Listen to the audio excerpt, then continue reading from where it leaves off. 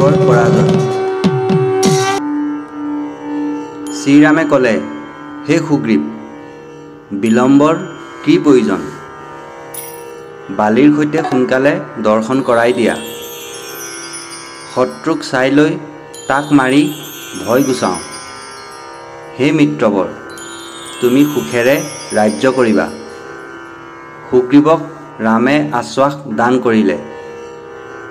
7জন বান্দৰ সেনা কিষ্কিন্ধালৈ গমন কৰিলে। ৰাজদুৱাৰৰ ওচৰত ৰামে ধীৰে যাব ধৰিলে। বৃক্ষৰ আঁৰত দুইবীৰে লুকাই থাকিলে। বালিৰ দুৱাৰত সুগ্ৰীৱে সিংহনাদ কৰিলে। তাতেই অৱশ্যে বালিয়ে সংবাদ শুনিব। তেতিয়া বালি আহি তোমাৰ লগত সমৰ আৰম্ভ কৰিব। এপাত বাণেৰে বালিক মই বধ কৰিম। কথামতে সুগ্ৰীৱে বালিৰ দুৱাৰত সিংহনাদ কৰিলে। বালি আচৰিত হৈ বাহিৰ হৈ আহিল। বালিয়ে ভয়ংকৰ বীৰ দৰ্প কৰিবলৈ ধৰিলে।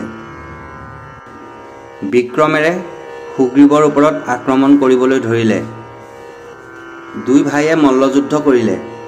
উভয়ৰ যুদ্ধত পৃথিৱী তলবলাব ধৰিলে। দুই সিংহই সিংহনাদ কৰি যেন যুঁজিছেহে, তেওঁলোকৰ কোনো অৱসাদ নাই। ৰামে দেখিলে উভয়ৰ বেশভূষা বয়স সমান।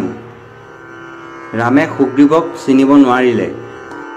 বালিক মাৰিবলৈ যাওঁতে নিজ মিত্ৰকে মাৰিব পাৰে। সুগ্ৰীৱক বালিয়ে বজ্ৰসম এপাত খৰ মাৰিলে। সহিব নোৱাৰি তেওঁ উঠি লৰ দিলে। মহাবলী বালিৰাজৰ প্ৰতাপ, তেওঁৰ লগত কাৰ বাবে যুদ্ধ কৰিব?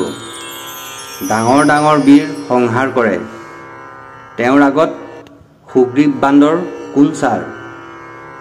তেতিয়াই তেওঁ সুগ্ৰীৱক মাৰিব পাৰিলেহেঁতেন, কিন্তু সহোদৰ ভাই বুলি প্ৰাণ দান দিলে।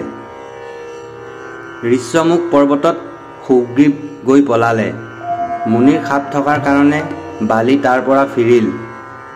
সুগ্ৰীৱক প্ৰাণ বিনাশ কৰিব নোৱাৰি বালিৰাজে গৰ্জি ঘৰলৈ গ'ল। তই ভাল পলালি। কি সাহসত তই মোৰ লগত যুদ্ধ কৰিবলৈ আহিছিলি?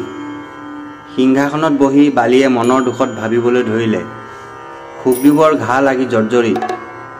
এতিয়া ঋষ্যমুখত আছে। শ্ৰীৰাম আদিও তালৈ গ'ল।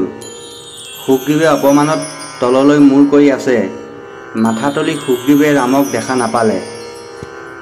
সকলোৰে সন্মুখত বহুত অনুযোগ কৰিলে। আজি যদি বালিৰ সংগ্ৰামত মই মৰিলোহেঁতেন, ৰাজ্যভোগ কোনে কৰিলেহেঁতেন? ৰামে কি কৰিলে? মাৰিব নোৱাৰোঁ বুলি আগতে নক'লে কিয়? সেই বুলি কোৱা হ'লে বালিৰ লগত ৰণ নকৰিলোহেঁতেন। মই তেতিয়াই কৈছিলোঁ, বালি বিষম দুৰ্জয়। তেওঁক সংহাৰ কৰা সাধাৰণ কাম নহয়। পৃথিৱীৰ ভিতৰত যিমান ডাঙৰ বীৰ আছে, বালিক বধিব পৰা তেনে বীৰ ক'তো নাই। যুদ্ধ কৰক চাৰি দেখিলেই পলায়। মই অপমান পাবলৈহে তেওঁৰ লগত যুদ্ধ কৰিবলৈ গৈছিলোঁ। ইমান সময় থকা হ'লে মোৰ প্ৰাণে মাৰিলেহেঁতেন। ঋষ্যমুখ পৰ্বতৰ ওচৰত থকাৰ কাৰণেহে মই ৰক্ষা পালোঁ। ৰামে বালিক মাৰিব বুলি আশ্বাস দিলে। মোৰ ৰণত এক পাশে থাকিল। ক'ত বান, ক'ত ৰাম? ভাগ্যেহে প্ৰাণ লৈ আহিলোঁ। সুগ্ৰীৱৰ কথা শুনি শ্ৰীৰামে ক'লে, হে মিত্ৰ, বেছিকৈ নক'বা। আৰু মই তোমালোক দুইজনকেই একে দেখিলোঁ। বয়সত, সাহসত, বেশত একেই সমান। মিত্ৰ বধ হয় বুলি বান এৰিব নোৱাৰিলোঁ। চিন দিয়া, যাতে ৰণত গ'লে চিনিব পাৰোঁ। বালিক মই মাৰিমেই, আৰু তুমি ৰজা হ'বা। পুনৰ যুদ্ধলৈ গ'লে যেতিয়া বালি আহিব, তেতিয়া মোৰ কালিমা গুচাম। ৰামৰ আশ্বাসত সুগ্ৰীৱে তাতেই ৰাতিটো বঞ্চিলে।